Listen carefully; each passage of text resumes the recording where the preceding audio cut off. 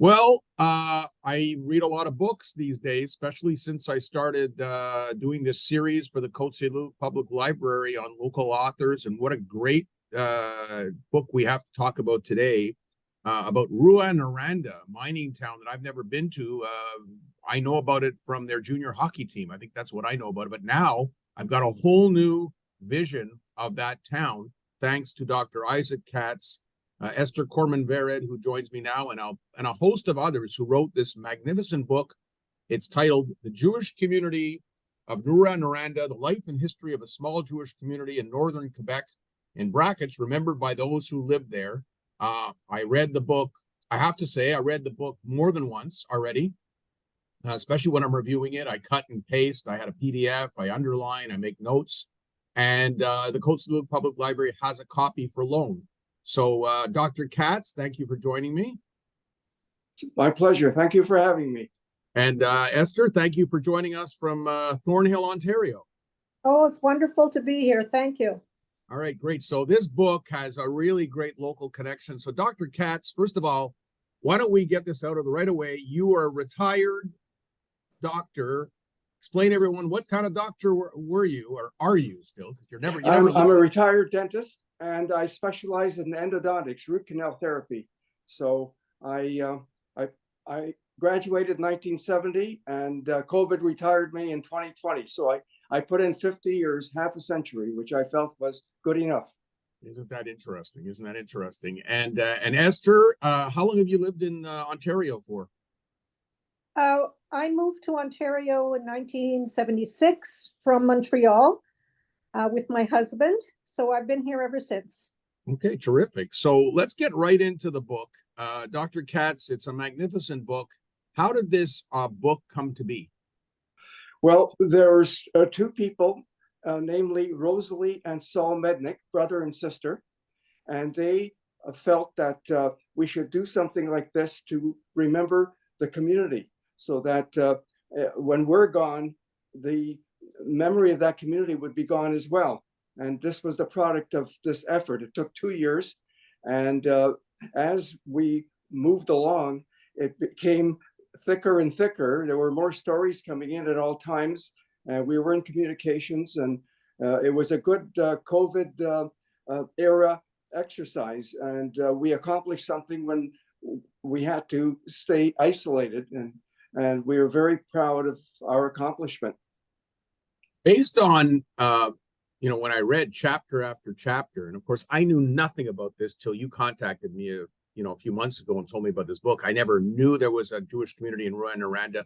And then I read chapter after chapter, and you're talking about maybe at its peak, 40 to 50 families, but it seems kind of almost surreal in a place like that, 8-hour drive from Montreal, where that they would actually have a Jewish community. And from reading of everything that was accomplished by the Jewish community in terms of having a synagogue, having Jewish businesses, and everything else, it sounds like there was dozens and hundreds of residents, of Jewish residents there, not just 40 or 50 families.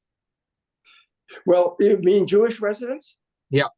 Well, if you equate 40 families with an average of 4 people per family, yeah, you're talking about 200 people. Right. And that certainly was enough to support our synagogue. When my father got there in 1930, he conducted services in the homes of the members of the community. And it turned out that I visited in 1981 with my family, and the Rouyn Protestant School, where I went to elementary school, was taken over by the Quebec government and turned into a museum for Abitibi. And he introduced himself, the curator, and he asked me whether the Rabbi Katz was my father. And of course, I said, of course he was. Yeah. And he said he knew him. He was the manager of the Royal Bank in Rouyn. And he took me into one of the classrooms, which I was a student in, showed me a picture, and he said, this was the first Royal Bank in Rouyn on Main Street. And when we built our bigger building, we offered the building to Rabbi Katz and the Jewish community for services until they built their own synagogue. So it's unofficial. There's no, you can't fact check this, but I'm telling you this from my personal experience, having spoken to the person who actually carried this out. So this just reflected the importance of the Jewish community in the economic life of Rouyn-Noranda. There was a lot of commerce going on. Naturally, Jews were not the only people involved in the stores and the businesses. There were a lot of non-Jewish people as well. And but we did have quite an impact, and we are remembered for it. You were born there, correct? Yes, I was born in the Youville Hospital, and I was the last of 3 children born after my mother came in from Romania when my father was able to get them into Canada. They arrived on the Empress of Australia. It was the same ship that carried King George VI to Canada in 1938 or 39, just before the war. Interesting history. It was originally a German ship, and it was taken over by the British government as part of the reparations from the First World War. And it was considered a luxury liner, but I can assure you my family did not travel in luxury. They were in steerage, I'm sure. Esther, you were born there too, correct? Oh, yes, I was born there, but as different from Isaac, my parents and grandparents and great-grandparents were also in Noranda. So I come from a long line of Rouyn-Noranda people. Wow. I mean, so both of you, I'll ask you this first, Esther. When people ask you, where are you originally from? Do you tell them Rouyn-Noranda? Absolutely. I absolutely do. And then they must say, where? The majority of people say where, because I'm in Ontario. I think people in Quebec would know more, but people in Ontario say, where's that? And I tell them. And then they look at me and their jaw drops down, because they, like you, they can't imagine that there was, they figure I was the only Jew there or something. Yeah. Dr. Katz, when I read the book, when you read the book, you kind of understand how a Jewish community started, without giving too much away, so we get people to buy the book. How did a Jewish community start in Rouyn-Noranda, of all places? Well, it was a question of career choices, and you had the people who came in to be part of the service industry, and this involved theaters, pharmacies, department stores, and they were larger stores, smaller stores, and everybody earned a living. Clearly, some earned better livings than others and prospered, and construction. And they were in the mining industry, they were in the forestry industry, and but as far as the mining industry is concerned, the mine was developed mainly by the engineers who came from Ontario and from McGill, because there weren't too many francophone engineers in the mining industry at that point in time. This was the 20s that the mine opened up. I think it was 1927. So that was the economic lifeblood of Rouyn-Noranda. Noranda was the mining town. That was where the mine was. And Rouyn was more or less a community unto itself. And because in Noranda, the mine had the rights, mineral rights to every property. So you signed a $1 contract with the mine, which meant that should they want your property to expropriate because of the expansion of their mining operations, then they would expropriate you. But I don't recall that ever having happened while I was living there. But there was another town called Malartic, where basically the mining industry expropriated the entire town because they found a huge reserve of gold ore in the ground there. So it's one huge open pit mine, and everybody was bought out and expropriated. So Noranda never suffered that fate.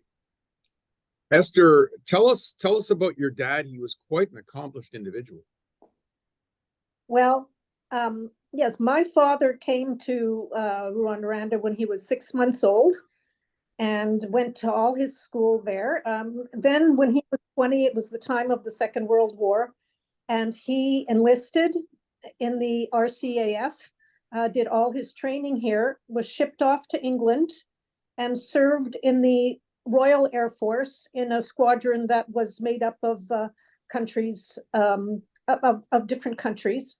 my father received the Distinguished Flying Cross from King George personally at Buckingham Palace. Wow. His bravery during the war, he actually flew so many missions over Germany. At the time that this particular function in the war was the number of people who survived this were few compared to the number of aircraft people who went into it. And in addition to that, I just want to mention that my father, being Jewish, must have known that should he ever be shot down and survive the fall and be captured by the Germans, it would not have gone well for him, being Jewish. So I guess that's a nod to my father, who did the miraculous thing during World War II, as did so many other people. But when he came back in January of 1945, he became engaged to my mother. There was a huge party at the train station when he arrived. We could say that at least half of the Jewish community showed up in Noranda to him. There's a wonderful picture there, and he married my mother in July of that year. So he spent a lot. So he spent a long time there in Rouyn-Noranda. When you think of it, from the time he was a little boy, and then got married and had his children there, or most of his children. Well, even, you know, from my family's perspective, they were people who came after World War I, not after World War II. So they were there for a long time, and they were there until the community started to move on. Let's say there were less and less children being born there. They got older, they would move away and go to the city for university. So my mother was actually the second to last family in Rouyn-Noranda before we moved her to Toronto. Interesting. Wow. It is kind of surreal, Dr. Katz. I mean, when I read it, and it seems like it would make, to me, it would make a fantastic documentary on television. I mean, I could just see it right now on CBC Gem or something, even on Netflix, and bringing the not survivors, sorry, but the people who live there, the people who are with us today from your book, going back there, walking through the streets. I'd love to see it visually. Has that been talked about at all? Well, I'm blessed with that I can memorize images. I have a photographic memory for images. So in my mind, I have photographed and I have mental images of the town. I can take as you know, from the book, I taught high school after I graduated BSc at McGill for 1 year. Yeah, what was that like, by the way? I'm sorry? What was that like? Oh, terrific. I really, to me, the high school was my second home, and I did all my preparation there. I came home for dinner, and then I went back to the school to prepare for the next day. And to me, it was really very special. And actually, that is where the thought of becoming a dentist came back to me, because when I was graduating high school in grade 11 in 1960, that year, the teacher in charge of the yearbook went around the class asking every student their career choice. And my father passed away when I was turning 8 years old. Oh my. So I really didn't have a father image to relate to. Like it was one of my friends, Norman Aronstone, his father was a dentist, another one whose father was an engineer, etc. So he went around the class twice, and then the third time he came around and said, "It's your last chance." So I said, "Okay, I'll be a dentist." And the reason for that was that because my mother never remarried, she had to raise 3 boys after my father passed away. And so I had to assume responsibilities at an early age, and going to the dentist was one of them. There was a good candy store in the neighborhood, and I had cavities like everybody else. So, you know, when it's 45 below zero outside, and you go into the Kresge building, which has central heating, and you go up to the doctor's office and you sit in the waiting room next to the elevator, next to the radiator. Yeah, it was very comfortable. But then, you know, you went into the operatory and sat in the chair, and when he opened up the drawer and I saw all those instruments neatly lined up in their respective places. I'm a Virgo, a perfectionist by nature. So that really seemed very interesting to me. So I told him I'd be a dentist. Anyways, when I was at McGill, I also had a deep history interest, and I went to my professor in history to ask him what I should do. And he said, well, you know, you're a stream for the health sciences and you should do dentistry and study history as a hobby. And that's exactly what I've done. But it was during that year of teaching that the thought of becoming a dentist came back to me. And then I applied to dental school at McGill University. And then I went on from there. So I must say that I consider myself very fortunate and blessed that I was able to have such good teachers who were also mentors. They were veterans of the Second World War. My favorite teacher was Mr. Naylor, a math teacher. He was an artillery commander during the war. He was in Normandy, wounded several times, and he received the OBE, which is the Order of the British Empire, which is the highest medal in the British military. And so he was my idol. And as you know, mathematics is a perfect a perfectionist science subject. And that's why it suited me just fine. So just getting back to the first part of my question, has there been any talk of a documentary for television or film on this? No, not yet. No, not until I brought it up now. And when I'm going to send my article and I'm going to send my video to some people that I know, and maybe you and Esther will be headed back to Rouyn-Noranda for a documentary. Remember, we talked about it here first. Just remember. Yes, absolutely. But I just want to remind you that, or mention to you that next year apparently is going to be the 100th anniversary of the founding of Rouyn-Noranda. And apparently there's going to be some big big occasion, and I hope that I can get an invitation to go there. Wow. That would be being great. Being the son of the rabbi, I think that I may be able to manage that. Yeah, yeah. So, Esther, have you been back at all since your younger days? Oh, a wonderful question. I'm the newest member of the team working on this book. I joined last, and I joined one of my cousins. Well, we're all cousins, but one of my cousins in the book asked me one day if I could help him review something, and then I was hooked. That was a month after my brother and I had just gone up to Rouyn-Noranda. We'd been planning on it before the pandemic, and because of the pandemic, so away we went on what we called our pilgrimage. And it was absolutely fantastic. This is such a wonderful city, even today. Of course, the population is different. There are, it's totally French, although most people speak English. The people are kind and warm and welcoming. One of the things my brother and I did was we wanted to see the house that we lived in. We drove up and we parked across the street, and we got out of the car and we were kind of standing in front of the house looking, and the people came out of the house because they were wondering what we were doing. Yeah. We told them who we were, and they almost kissed and hugged us, invited us in. Telephone tags started. All the people on the street found out we were there. Don't forget, my mother moved from there 30 years ago. Right. The people running down the street to greet us. Oh my gosh. What a story. Told them, we've come here to visit. We haven't been here in such a long time. When they heard that our family is Kormans and Millers, my father was a Korman.